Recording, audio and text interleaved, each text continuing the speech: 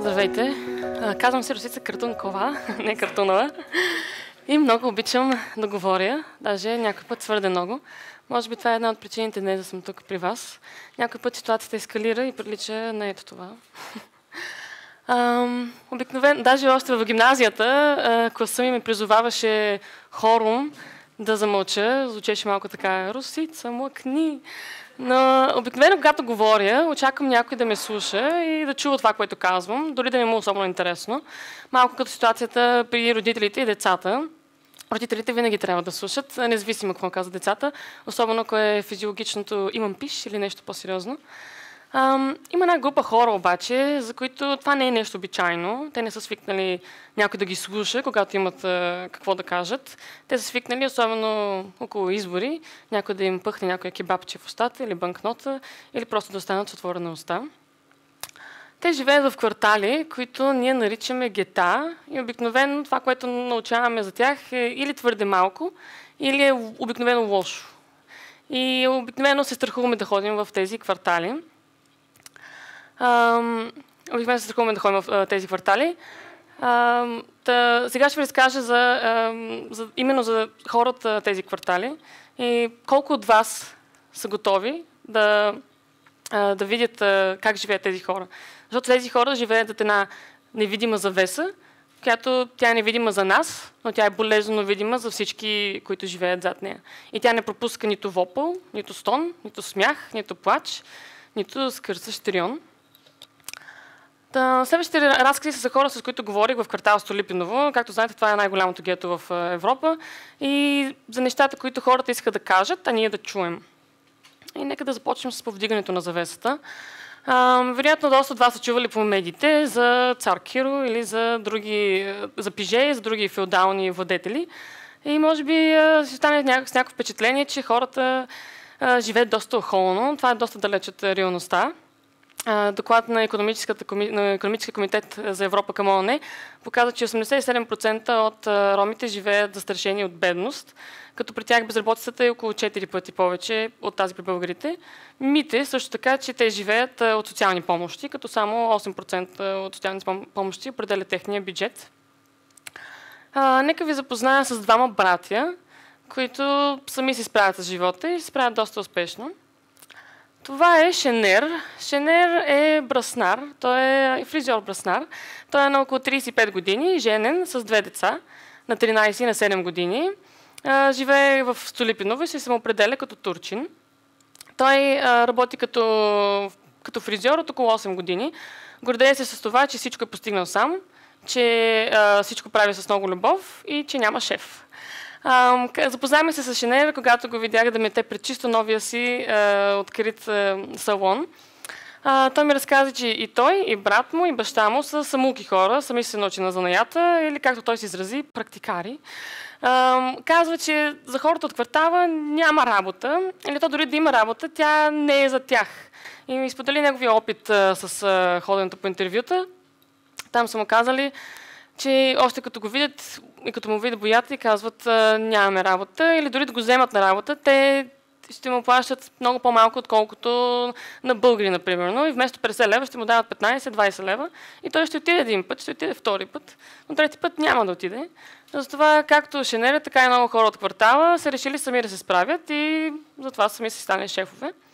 За да изкара пари, за да открие този салон, първоначално работи 3 месеца в Германия, където, да, не са му плащали колкото на един германец, 100 евро примерно, а са му плащали 20 евро, но това все пак е повече от 20 лева.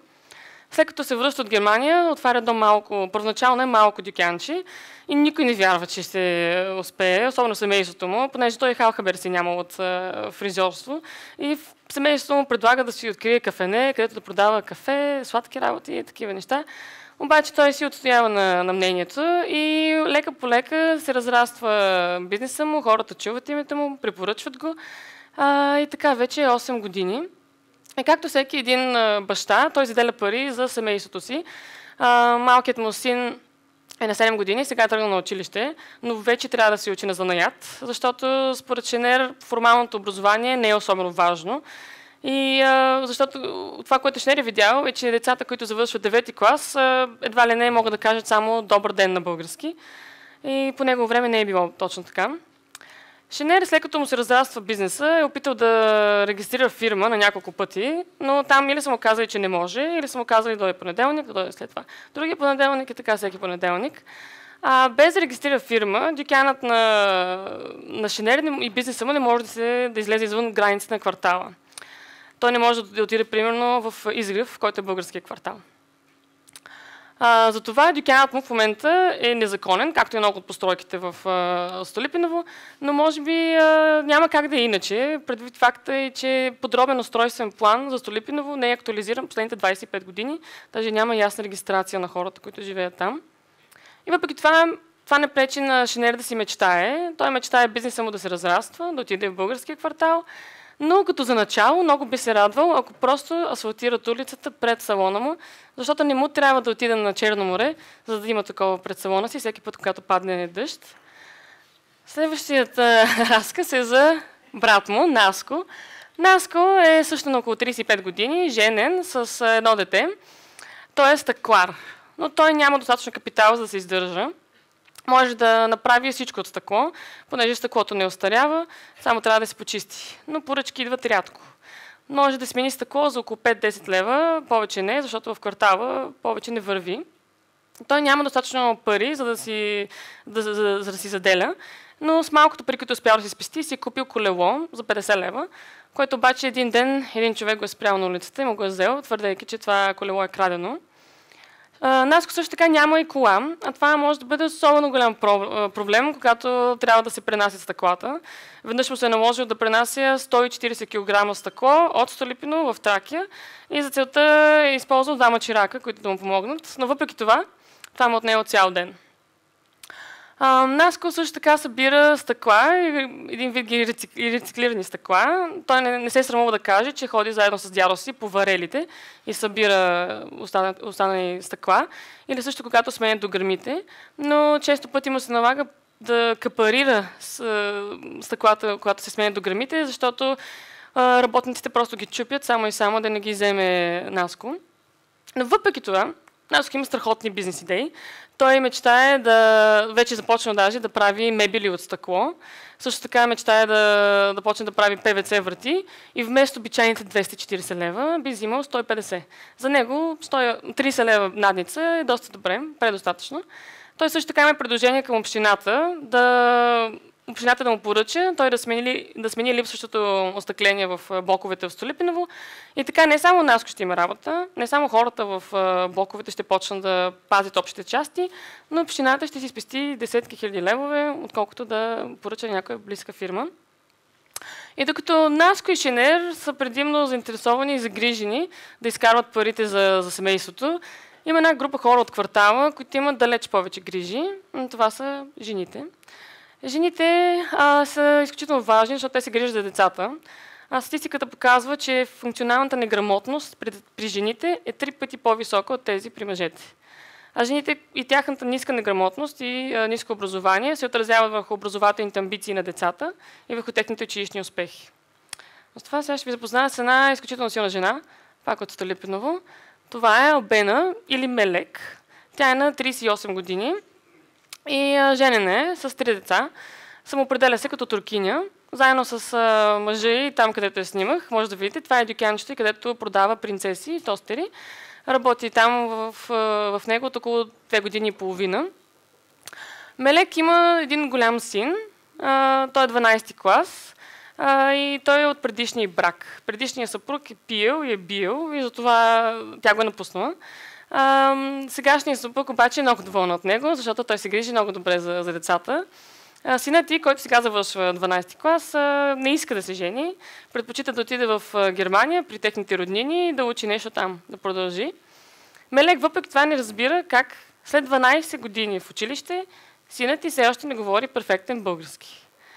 А детето на съседката само за 4 години в Германия говори перфектен немски. И може би това не е само проблем на Мелек и на сина й. В това патриархално общество позицията на жените е изключително важна, защото мъжете могат да прибират парите, но жените са тези, които въртят целият им живот.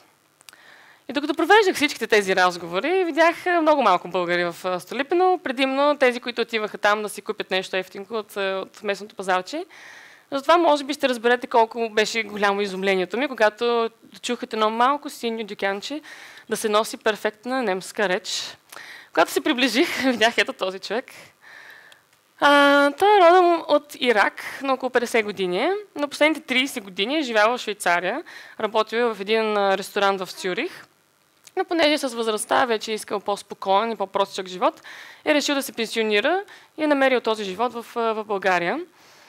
Знае 5 езика, но българския не е един от тях и затова е решил, че докато научи български, може би е по-добре да открие дюкянчето си в Столипиново, където да говори на хората и може да говори на хората на турски или на немски, поне този, който е ходил в Германия.